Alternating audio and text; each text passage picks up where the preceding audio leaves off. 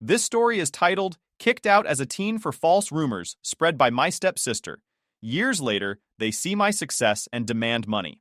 Hey guys, I'm Liam. I'm 20 now, but this story starts when I was just a kid, about 10 years old. Back then, life was simple. It was just me and my dad. He was my best friend, my hero, the kind of guy who always had my back no matter what. We'd spend weekends playing video games, working on little projects like building a model car, or binging sci-fi movies while eating way too much popcorn. My dad was my everything. And then, one day, he was gone. Just like that. It happened so fast. One morning, he was fine. By afternoon, he'd had a heart attack.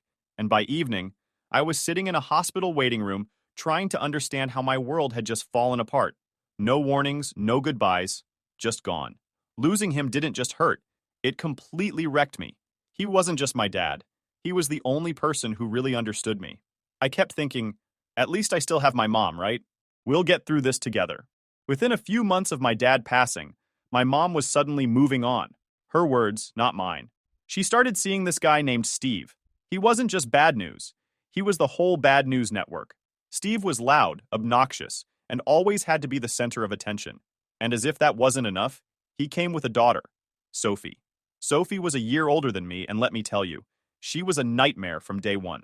She had this way of acting like she owned the world. And me. Steve treated her like some kind of princess. And my mom? She just went along with it. Before I knew it, Steve and Sophie moved in. I didn't even get a heads up. One day I came home from school, and they were just there. And then things started disappearing. My stuff, my space, my life. First, it was my room. Sophie decided she wanted the bigger, nicer room, aka mine, and instead of telling her no, my mom and Steve went along with it. My posters? Gone. My books and Lego sets? Shoved in the garage. My bed? Replaced with this ugly, frilly nightmare Sophie picked out. I got moved into the tiny guest room like I didn't even matter. It didn't stop there. Every little thing I had, Sophie wanted. My bike? Gone. My gaming console? Stolen. If I tried to say no, Steve would go on about how Sophie deserves it more because she's older or more responsible. Yeah, sure, Steve. Responsible kids totally need 2 bikes and my limited edition games. But it wasn't just about the stuff. Steve made it his mission to make my life hell. He criticized everything I did, from how I loaded the dishwasher to how I did my homework. If I forgot to take the trash out one time, he'd act like I'd burned the house down. And the worst part? He constantly compared me to Sophie. Sophie's so much smarter. Sophie's so much more respectful. Sophie would never make a mess like this. It was like living in a bad sitcom where I was the punchline for every joke. And my mom? She didn't stand up for me, not even once. She'd either agree with Steve or stay completely silent, which honestly felt worse. It was like she just stopped caring. I kept telling myself things would get better, that maybe this was just an adjustment period. But as the months dragged on, it became painfully clear. This wasn't temporary. This was my new reality. By the time I turned 12, I'd learned how to survive, or at least how to stay under the radar. But Sophie thrived in her role as the golden child. Steve worshipped her, and my mom bent over backward to make her happy. Meanwhile, I was invisible, unless someone needed someone to blame. And trust me, Sophie was great at that. At first, it was small stuff. She'd spill a drink and blame me. She'd lose her homework, and somehow that was my fault too. My mom and Steve always believed her. I'd get grounded or yelled at for stuff I didn't even do. But Sophie didn't stop there. She got creative. The worst thing she ever pulled. I'd just aced this huge math test. A big deal because I sucked at math. My teacher even made a point to compliment me in front of the class. For the first time in forever, I felt proud of myself. But of course, Sophie couldn't let me have that. I was walking home from school that day when Sophie intercepted me. She had that fake sweet smile she always used when she was about to screw me over. "Hey, Liam," she said. "Can I borrow your backpack? Mine's broken." Now, I didn't trust her, obviously. But if I said no, Steve would find some way to twist it into me being selfish. So I handed over my bag, and Sophie skipped off like she'd just won a prize. The next morning, everything went to hell. I got called into the principal's office out of nowhere. I'd never been in trouble at school, so I had no idea what was going on.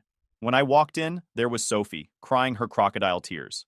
The principal held up a stack of test papers, stolen test papers, and said they'd been found in my backpack. My brain short-circuited.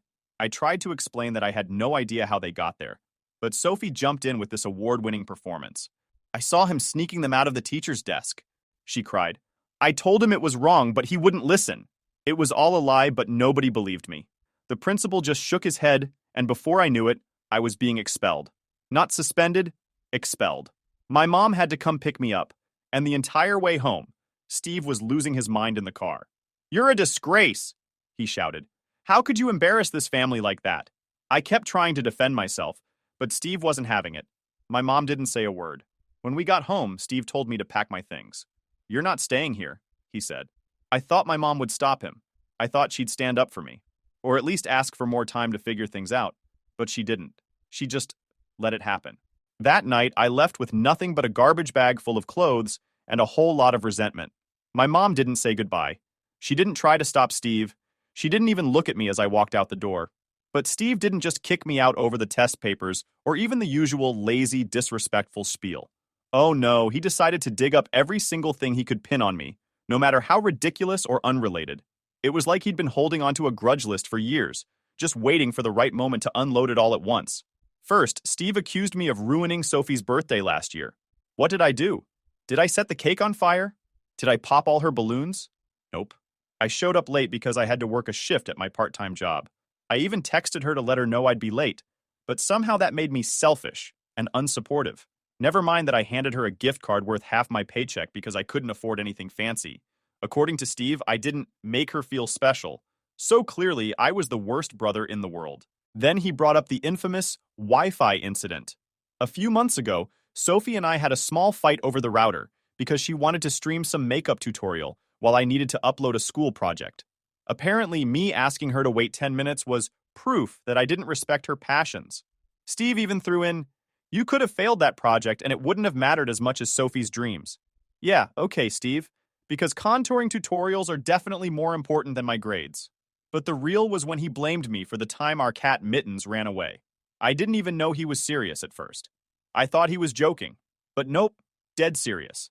He claimed it was my fault because I left the window open. For the record, I wasn't even home that day. It was Sophie who opened the window to air out the smell of nail polish. But somehow, in Steve's mind, I was still responsible because, as the older sibling, you should have been watching her. The cat came back 2 days later, by the way, but Steve conveniently left that part out of his rant. Then, there was the time I got sick and stayed home from a family dinner. Apparently, me having the flu was ruining family bonding. Steve went on this tirade about how I didn't value traditions and always had an excuse to avoid the family. I was literally lying in bed with a fever of 102. But sure, Steve, I totally faked being sick to get out of eating overcooked turkey. And just when I thought it couldn't get worse, Steve hit me with the Christmas tree story. A couple of years ago, I accidentally knocked over the Christmas tree while reaching for an ornament. It was a total accident. I even helped clean it up right after, but Steve never let it go. He actually brought it up as if it was some major betrayal of trust. You've been careless for years, Liam. Remember when you ruined Christmas? Ruined Christmas. Because of a tree. I was 15. What was I supposed to do? Defy gravity? The most insane accusation, though? Steve said I was the reason their car got a flat tire last month. I wasn't even in the car when it happened. Sophie borrowed it to go to some party, but Steve insisted I must have done something to it because I'd been the last one to take out the trash near the driveway. He genuinely thought I sabotaged the car out of spite. Like, yes, Steve, I'm clearly a master of tire destruction in my free time. By the end of it, I felt like I was in some twisted sitcom where every ridiculous misunderstanding got pinned on me. Steve basically painted me as the ultimate villain in the story of Sophie's perfect life. Meanwhile, Sophie just stood there with her fake tears and innocent, "I'm so hurt" act. She even added, "I don't know why Liam hates me so much." Like she wasn't the mastermind behind all of this. Steve's final words as I walked out the door, "Maybe being out on your own will teach you some responsibility." Yeah, Steve, because getting framed for stealing test papers, ruining birthdays, and scaring off cats clearly screams irresponsible. So here I am, sitting on my grandpa's couch with a garbage bag full of clothes, wondering how I became the family scapegoat for every weird, random thing that's ever happened. If you're wondering whether I've heard from them since I left, not a single text, call, or apology. But knowing Steve, he's probably still blaming me for stuff, like global warming or the traffic on his way to work. Living with my grandpa felt like stepping into a completely different world. For the first time in years, I didn't feel like I was walking on eggshells. He didn't yell, didn't criticize me for every little mistake, and most importantly, He didn't treat me like a burden. He gave me a safe place to just exist and figure out what the hell I wanted to do with my life. At first, I didn't know what to do with myself. I was angry all the time. At Steve, at Sophie, at my mom, and honestly, at the universe for taking my dad away. My grandpa must have noticed, but he didn't push me to talk about it. Instead, he handed me an old laptop one day and said, "Here, see if you can get this thing working again. It's been sitting in my closet forever." I didn't think much of it at first, but I sat down and started tinkering. It was slow going, but something about fixing that dusty old laptop felt satisfying. It gave me a sense of control I hadn't felt in years. When I finally got it running, I showed it to my grandpa, expecting him to just say, "Good job." Instead, he said, "You've got a knack for this. Maybe you could turn it into something more." That planted a seed in my brain. Around the same time, I started playing around with design software. My dad had introduced me to it when I was a kid. He was a mechanical engineer and used to show me how he created blueprints for projects. I downloaded a free trial of a 3D design program and started teaching myself the basics. Before long, I was hooked.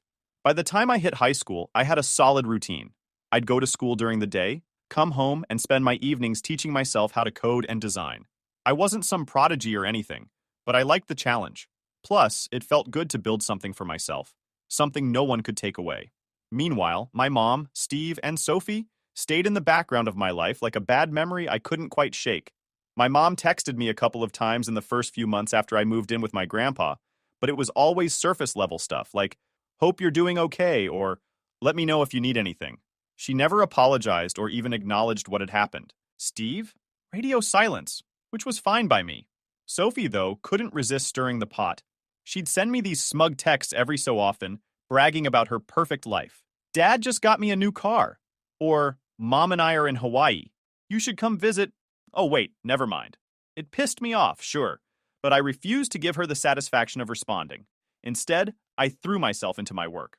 By the time I turned 16, I was doing small freelance gigs, designing logos, fixing laptops, and even building websites for local businesses. It wasn't much, but it felt amazing to earn my own money.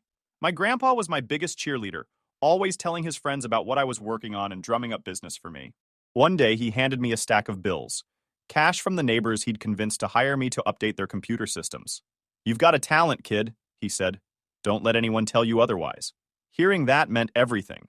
After years of being told I wasn't good enough, it felt like someone finally believed in me. But no matter how well things were going, I couldn't stop thinking about my mom. I kept replaying the moment she stood there, silent, while Steve threw me out. Part of me wanted to call her, to yell at her, and demand answers. But the other part of me, the bigger part, just wanted to forget she existed. The thing is, forgetting isn't as easy as people make it sound. Every time I saw someone post a picture with their mom on social media, I felt this weird mix of anger and sadness. I hated her for what she did, but I also missed her. Or maybe I missed the version of her I thought existed before Steve and Sophie came into the picture. When I was 17, my mom showed up unannounced at my grandpa's house. I was in the middle of working on a freelance project, a logo design for a local coffee shop, when I heard the knock on the door. My grandpa answered it, and the next thing I knew, she was standing in the living room. She looked different, tired. Her hair was messy, her clothes were wrinkled, and she had this defeated look in her eyes that I'd never seen before. "Liam," she said softly, like she was trying not to spook me. "I wanted to see you." I stared at her, not sure what to say. She hesitated for a moment, then added, "Things haven't been easy lately. Steve, he lost his job, and Sophie's struggling with school. We're barely holding things together." Translation: "We're broke, and we need help." I waited for her to get to the point, and sure enough, she did. "I know you've been doing well with your design work. Maybe you could help us out? Just until we get back on our feet." I laughed. I couldn't help it. It was just so absurd. "You mean you want me to bail you out after everything you did?" I asked, crossing my arms. Her face crumpled. "Liam, I know I made mistakes." "Mistakes?" I interrupted. "You let Steve treat me like garbage. You let Sophie ruin my life. And then you kicked me out. That's not a mistake, Mom. That's a choice." She didn't try to deny it. Instead, she started crying, which only made me angrier. "I'm sorry," she said between sobs. "I should have done more to protect you." "Yeah, you should have," I snapped. "But you didn't. And now you want me to help you? Help Sophie? You've got to be kidding me." She didn't have an answer for that. I stood there for a moment, staring at the woman who was supposed to be my mom, and realized something. I didn't feel sorry for her. Not even a little bit. I don't owe you anything, I said finally. And I definitely don't owe Sophie. Before she could say anything else, I walked out of the room. My grandpa must have overheard the whole thing, because when I sat down at the kitchen table, he gave me a nod of approval. You did the right thing, kid, he said. For the first time in years, I felt free. That conversation with my mom was a turning point for me. I stopped hoping she'd change or that she'd suddenly realize what she'd done. Instead, I focused all my energy on building the life I wanted, a life where I didn't need her, or Steve, or anyone else who tried to tear me down. By the time I graduated high school, my freelance business was taking off. I wasn't making a ton of money, but it was enough to start thinking about the future. I enrolled in online classes for graphic design and programming, figuring I'd combine the two into a career. And every step of the way, I kept this one thought in the back of my mind. I'm going to prove them wrong. By the time I was 18, my freelance work had grown from side gigs into a full-on career. I was building websites, designing logos, and even coding small apps for local businesses. It wasn't glamorous, but it paid the bills and gave me the independence I'd been craving. I'd saved up enough to move out of my grandpa's house and into a tiny apartment, which, by the way, was basically a closet with a kitchen. Still, it was mine, and that was all that mattered. Meanwhile, my family, they were spiraling. Sophie's picture-perfect life started cracking first. She got into this fancy private college, because of course she did, but she didn't last long. Turns out, when you build your whole life on lies, it eventually catches up to you.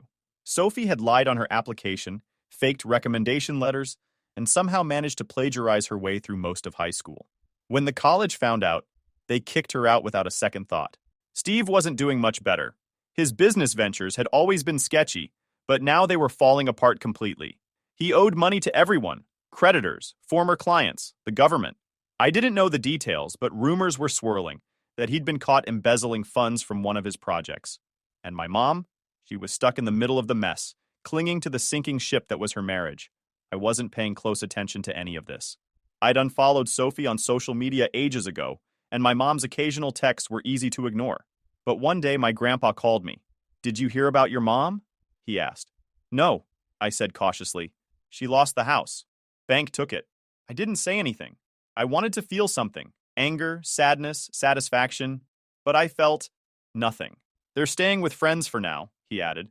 "Steve's in some legal trouble." "Shocker," I muttered. My grandpa sighed. "Just thought you should know." I thanked him and hung up, then went back to work on a project I was coding for a client. But the conversation stuck with me. It wasn't like I wanted them to fail or anything. Okay, maybe I did a little. But hearing that they'd hit rock bottom didn't bring me the satisfaction I thought it would. Still, I couldn't help but think, they brought this on themselves. A few weeks later, I got a text from my mom. "Mom. Hi, Liam. Can we talk?" I stared at my phone for a solid 5 minutes before replying. Me. "What do you want?" She didn't answer right away, but when she finally did, it was exactly what I expected. "Mom, we're in a tough spot right now. Steve is gone, Sophie's struggling, and we really need help. You're doing so well with your career. I thought maybe you could lend us a hand." I couldn't believe the audacity. Me. "You want me to help the people who ruined my life? Seriously?" "Mom, I know we've made mistakes, but we're family. That has to count for something." "Family. Yeah, right." Me. "It counted for something when I was 10, and you let Steve and Sophie treat me like garbage. But now, not so much. Don't text me again." I blocked her number after that. It wasn't even about being petty. It was about protecting myself. But apparently my mom doesn't give up that easily. A few months later, I was at work, freelancing from my apartment, which basically meant coding in sweatpants while eating cereal, when I got served with legal papers. My mom was suing me. Yep, you read that right. She was claiming that I owed her financial support as her child. At first I laughed, like actually laughed out loud. The sheer absurdity of it was hilarious. But as I kept reading, the anger set in. This wasn't just a desperate attempt to guilt trip me. She'd actually hired a lawyer. Luckily, my grandpa came through for me again. He connected me with his own lawyer, a retired guy who took the case because, in his words, "This is the dumbest thing I've ever heard." When we got to court, my mom tried to play the victim. She sobbed about how hard her life had been, how Steve had manipulated her, how she'd always loved me but didn't know how to show it. The judge wasn't buying it. My lawyer presented evidence of all the years of neglect, including testimonies from teachers and neighbors who'd witnessed how I was treated. By the end of it, my mom was a blubbering mess, and the judge dismissed the case on the spot. As we left the courtroom, my mom hissed, "You'll regret this, Liam." I didn't even look back. All right, everyone, before we dive into the final update, I have a small request. We put a lot of effort into finding these incredible stories for you every single day, and your support means the world to us. If you enjoy our content, please consider subscribing to the channel. It really helps us grow and allows us to continue bringing you more amazing stories. Thank you. Now let's move to the last update. Update. Dot. Hey Reddit. So after the whole fiasco with my mom suing me, you'd think she and Sophie would just disappear from my life for good, right? Wrong. They're like weeds. You think you've pulled them out, but somehow they keep popping back up. A few months after the court case, things finally felt normal again. My freelance gigs were taking off. I'd built a solid reputation as a designer and programmer, and clients were recommending me left and right. I wasn't rich or anything, but I was paying my bills, saving up, and even upgrading my tiny apartment into a slightly less tiny apartment. Progress, right? Then one day I got a notification on Instagram. It was Sophie. She'd unblocked me. Curiosity got the better of me, so I clicked on her profile. Her feed was something else. You know those people who try way too hard to look successful? That was Sophie in a nutshell. There were pictures of her in rented sports cars, captions about grind culture, and a video where she literally said, "Don't let haters stop you from living your best life." Classic Sophie.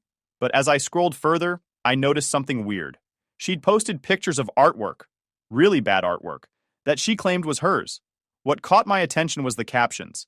"These pieces are available for commission. DM me for rates."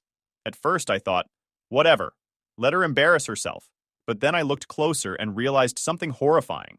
She was copying my work. Not just copying either. She was straight up stealing my designs, tweaking them just enough to make them look different, and then passing them off as her own. One of the logos she claimed to have designed was a project I'd done for a local coffee shop just a few months earlier. I was livid. I sent her a DM. Me. "Take my designs off your page. Now." She replied within minutes. Sophie. "Loyal, what are you talking about?" Me. "You know exactly what I'm talking about. Don't make me take this further." She blocked me immediately. Fine. If Sophie wanted to play dirty, so could I. I gathered all the proof I needed.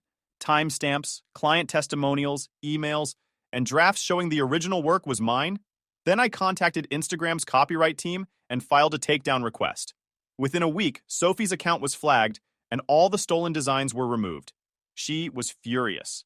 I knew because not long after, she had her boyfriend, some wannabe influencer named Bryce, slide into my DMs. Bryce. "Hey bro, I think you and Sophie just had a misunderstanding. No need to get legal about it." I left him on red, but then things escalated. One night, I came home to find a couple of cops waiting outside my apartment. Someone had anonymously reported me for selling counterfeit designs.